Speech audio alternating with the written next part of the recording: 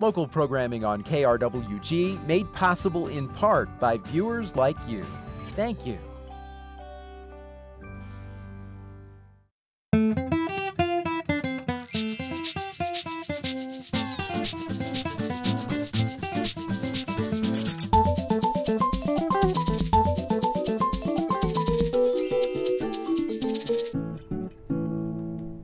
Hi, welcome to Fronteras, a Changing America. I'm Monica Ortiz-Uribe.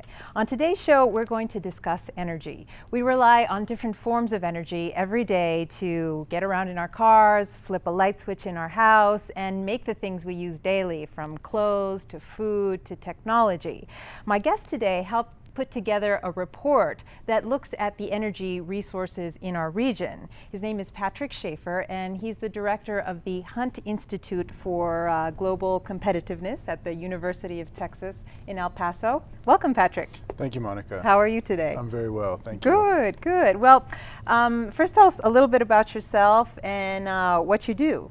Sure. Well, I currently direct a research institute at the University of Texas at El Paso, which is focused on clarifying and understanding this transboundary region that our communities occupy here. So it includes two states. Well, yes, actually 3 states. We look at New Mexico, Texas, and the state of Chihuahua, as well as the United States and Mexico.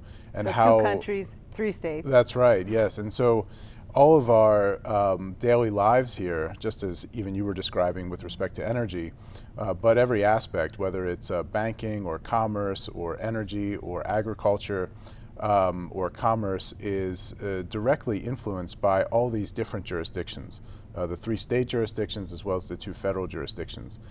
So this provides us with a lot of complexity here in our region, but it also provides us with a lot of opportunities. So the Hunt Institute is dedicated to really elucidating and clarifying all the different aspects of our lives and our economic activity here in this transboundary region.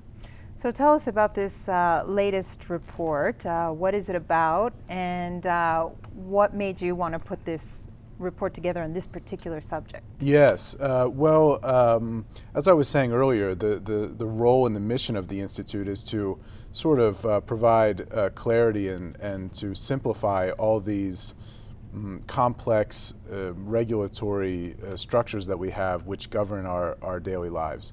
And as you mentioned in the introduction, energy is one of the, if not the most fundamental aspects of our communities and our lives, and how we get around, how we purchase things, how we produce things.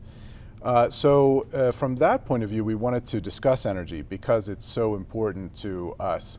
The prices of fuel, the prices of electricity, etc. The other thing that was important for us in deciding to do an energy report is there have been some drastic and revolutionary changes in the regulations that govern energy in Mexico, our neighbor just 30 miles to the south here of Las Cruces. So trying also to provide our local region and our local communities, our local city councils, our county commissions, our state governments here with a better understanding of what these changes are in Mexico, what they mean and what they could mean for us, both positively or as well as negatively, was something that was really important for us to explore. So really those 2 reasons sort of converged to be decisive in the decision to go forward with studying energy here. Well, let's talk about what kind of energy resources are available in this region, and what are the resources we use most? Sure, and as sort of a way to answer that question, the structure of the report looks first at what are the resources here, both hydrocarbons as well as renewables. So the first part of the report does a thorough job of explaining not only the degree of solar radiation that we have, the amount of geothermal activity present in the region, as well as the wind energy potential and the location of the oil and gas that is closest to us, which happens to be in the Permian Basin. And at the same time as describing the characteristics of those energy sources, we look at the infrastructure that is present with respect to solar energy. That is to say, how many solar generating facilities we have, what kind of geothermal energy plants we have in the region, wind farms, et cetera. And then also we look at the transmission infrastructure related to those energy sources. And so in particular with hydrocarbons, we have mapped the transmission networks binationally for the natural gas pipelines between Texas, New Mexico, and Chihuahua State. So like by transmission, you mean how do you get these resources like petroleum from the Permian Basin, which is in other parts of Texas and New Mexico, Right. to where we live here in El Paso? Yeah, that's right. And so in that first section, we have prepared all these transboundary maps of these resources and these infrastructures to our knowledge have never been produced before. So again, the sort of... I'm surprised by that. Should I? Yes, I think we've been surprised by it as well, because it seems such an intuitive, natural curiosity to have living in a transboundary region to try to understand the customs, practices, infrastructure, organizations, institutions that all of our communities have. Yeah. So with respect to the natural gas question, for example, and hydrocarbons, most of those assets and deposits are located closest to us in the Permian Basin, which is in southeastern New Mexico, Hobbs area, Artesia, and also in this part of West Texas where you have Midland and Odessa. It is the United States' premier oil producing field or basin, more than offshore activity. Part of the reason why it has really become the United States' preeminent oil producing region is because of the advances in fracking and horizontal drilling. Now, this has meant a huge sort of growth in oil activity and oil production activity in southeastern New Mexico and West Texas. But it's also meant a tremendous supply of natural gas. And what's happening here, part of the reason, you asked why we did this, and part of the reason was to understand the characteristics of energy in our region. It was also to understand in some ways the energy reforms that are taking place in Mexico. But something that is also very important is the dependence, the critical, essential dependence of Mexico on natural gas, and particularly natural gas from Texas. Mexico imports 78% of all natural gas used in the country. And they are from the from the United States. Okay. And 75% of all natural gas imported into Mexico comes from Texas.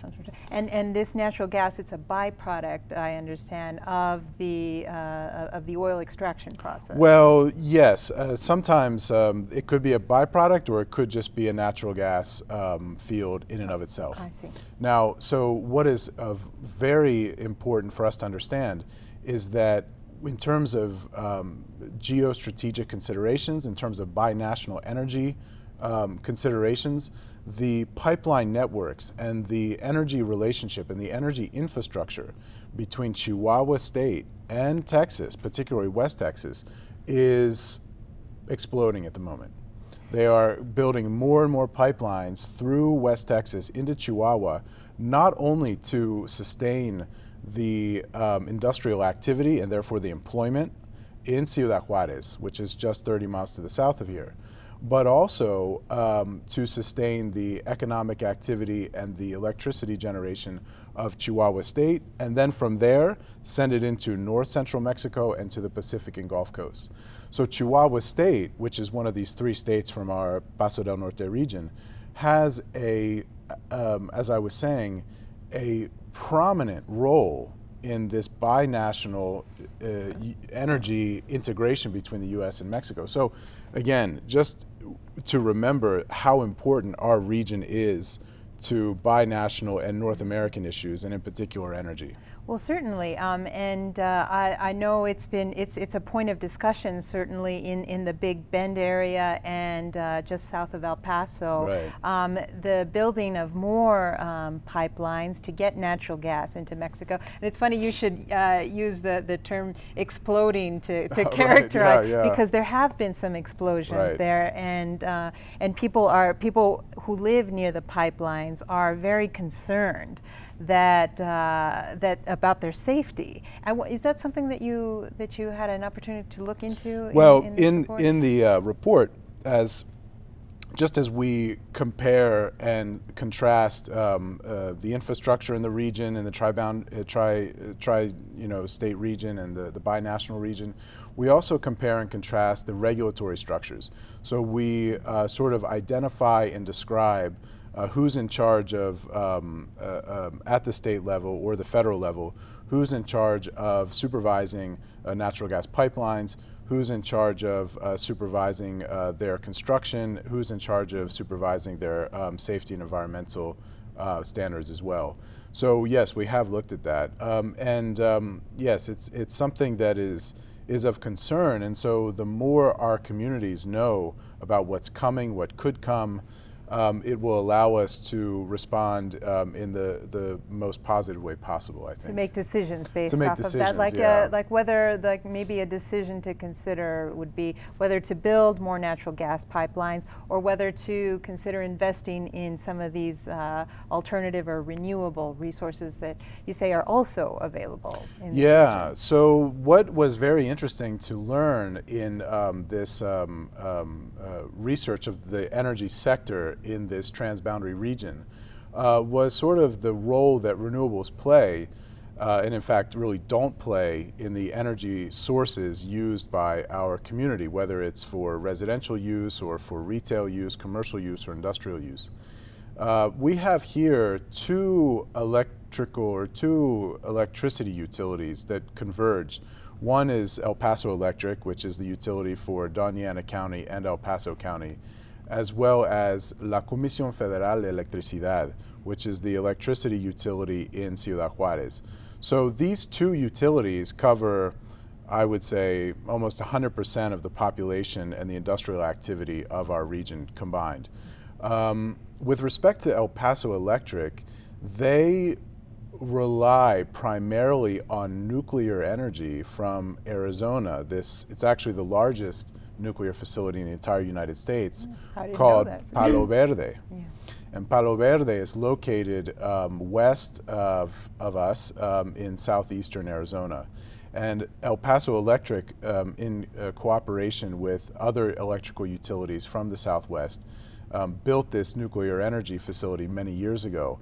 And now we receive in El Paso Electric service area, which is again Doña Ana County, mostly in El Paso County, 47% of the electricity comes from that. From this plant in Arizona? From the plant in Arizona. The rest comes mostly from natural gas and coal, because El Paso Electric also buys electricity from a coal-fired plant up in the Four Corners region. Yes, yes. And there's a very small percentage of the electricity generated by El Paso Electric that comes from either any renewable source, whether wind or solar. But why do you think that is? Why is the use of renewable energy so low? Yes, it's quite counterintuitive when you look at so for example, in the energy report, we have maps that demonstrate the solar radiation levels in the transboundary region. And they are amongst the highest in the world. Yeah, well, they were the Sun City. Right, that's right. For yeah, a we're reason. the Sun City. Yes, so we have very intense solar radiation, and El Paso Electric has very few solar sources. So this is an abundant resource. It's a very abundant. That's in this region that's being underutilized. Yes, and also just to give the perspective from the Juárez and Chihuahua side, it was not until, I believe, just 2 weeks ago that they created or built the first solar farm, very small farm, north of the city of Chihuahua, near a town called Villa Ahumada. In Villa Ahumada, where everyone goes to get their cheese. Right, that's right, and the food there is quite quite delicious. And that project just came online. So when you look at this map, you see... And what is that, sorry, what is that solar farm, where is that energy being used? Yes, that will go into the grid to CFE, La Comisión Federal de Electricidad. Okay, so it'll be for public That's public right, use. yeah. Okay. It's sort of, but all of the electricity production in Juarez comes from natural gas. And what comes to us from El Paso Electric is primarily nuclear with natural gas and coal and a small bit from renewables. I think that the sort of absence of a robust renewable energy infrastructure here has to do perhaps with scarcity of capital to invest in these projects, in these infrastructure projects. Well, there's capital being invested in the natural gas pipelines, no? Yes, those are for... Yes, those are for, it's a different kind of dynamic. That's where there's a source in Texas and a buyer in Mexico.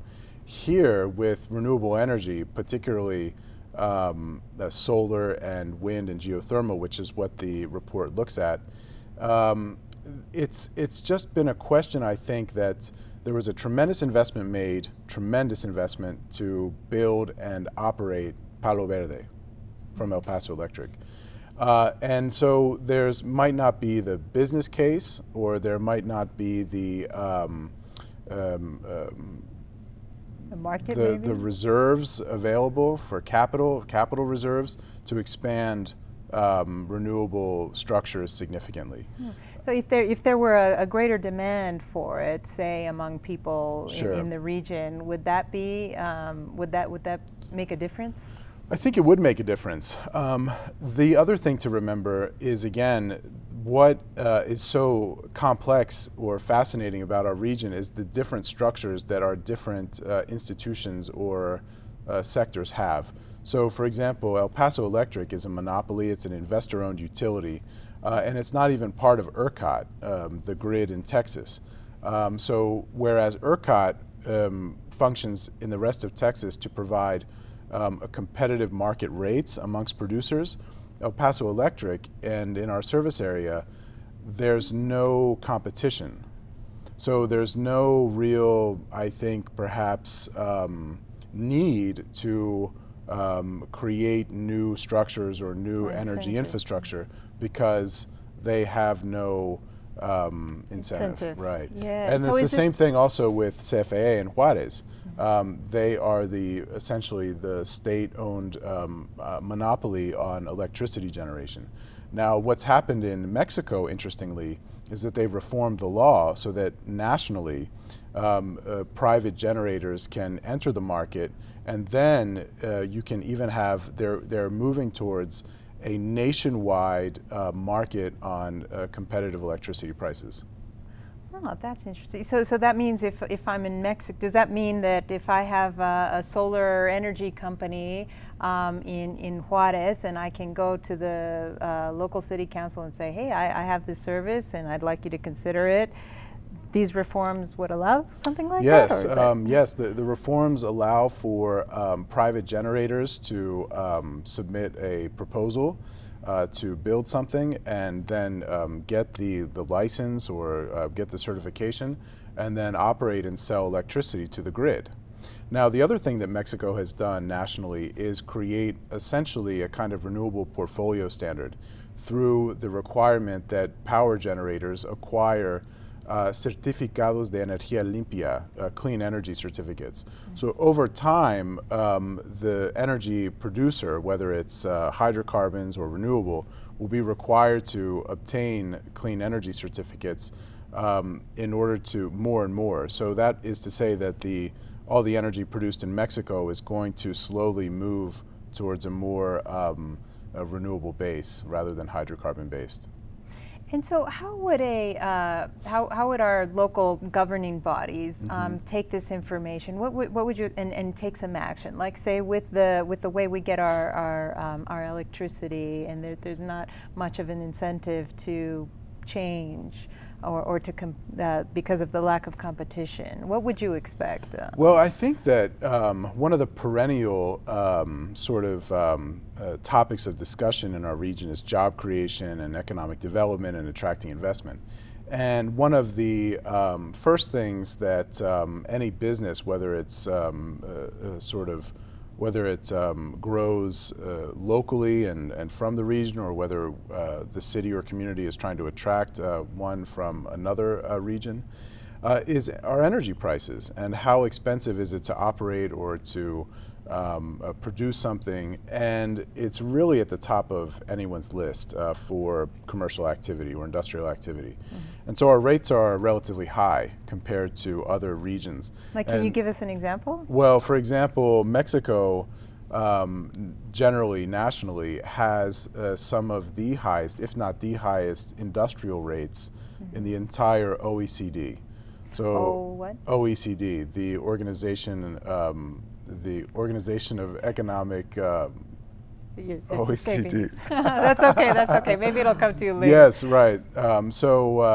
Anyway, these countries. This is a rich countries group that includes the United States, the UK, France, Belgium, Canada, Japan. These members. So, in terms of investment and industrial activity and commercial growth, if industrial rates are quite high, it's going to really be a barrier to that. Yeah, no, I often hear people who have factories in Mexico complain about the utility rates. Right. So that surprised me. Yeah. So, but then at the same time, it provides an opportunity because of our transboundary disposition to send electricity to Mexico if it's high. Interestingly, in the Baja California, Southern California region, the Cali Baja region as they refer to it, renewable portfolio standards that were passed into law in California have required an ever greater share of renewable electricity, so renewable energy sources. So they have not been able to satisfy that demand within the state of California. So they are looking to other states and other regions to be the sources of the renewable energy to import into California and feed that market. They have partnered with Mexican companies and the Mexican Comisión Federal de Electricidad in Tijuana to build a wind farm to send electricity to California. So this is Mexico providing for the U.S. Yes, but it's absolutely feasible that it could go both ways. Generators in West Texas or southern New Mexico could feed the grid into Mexico, lower electricity rates. They could provide electricity for us if it were needed. There's many opportunities. And then also as a region, we have an abundance of energy. Texas and New Mexico combined, in terms of hydrocarbons or renewables, are at the top of any list in the United States. But in the case of New Mexico in particular, we don't have the kind of population base or industrial base or commercial activity to utilize all those resources. So essentially we have an excess of energy resources, whether solar or geothermal or wind or hydrocarbons. It's places like California that are an obvious market for our renewable energy assets in particular because of their renewable portfolio standards. So knowing sort of what, so that's in some ways available, what this region can provide. Yes. We got to figure out how to work it out, how to send what the energy that we can't use to places that might need it. That's right. Yeah, and then also, so that's sort of the proposed or the intended virtue of the report, is to just clarify everything, show in one common frame of reference all that we have, how it's regulated, how it's structured, to stimulate the imagination, to stimulate the curiosity, to really not just mitigate pressures that we face with energy questions, but also leverage these assets to our advantage. And one of the ways to leverage these assets and these structures to our advantage is through workforce development, through curricula, through our universities becoming experts in binational energy issues, becoming experts in the financing of binational or regional energy infrastructure. All these things are value-added activities and could really enrich the economic profile of our region. Do you already see some of that happening, or are we still a ways? Well, there are a couple things that are being attempted. There is, as you know, in Texas is the world's leader in wind energy. Energy prices in Texas are very low because of the abundance of wind energy. But the reason Texas has so much wind energy is because a large part of the state is in the plains, as is New Mexico, eastern New Mexico, el Llano Estacado. So places near Las Vegas, Roosevelt County, Curry County have just tremendous wind energy potential. There has been, as you probably know, and as your viewers probably know, a initiative to transmit the energy generated from the plains to California through a high efficiency line called SunZia transmission line that has now been approved to pass through parts of White Sand Missile Range, which was quite controversial.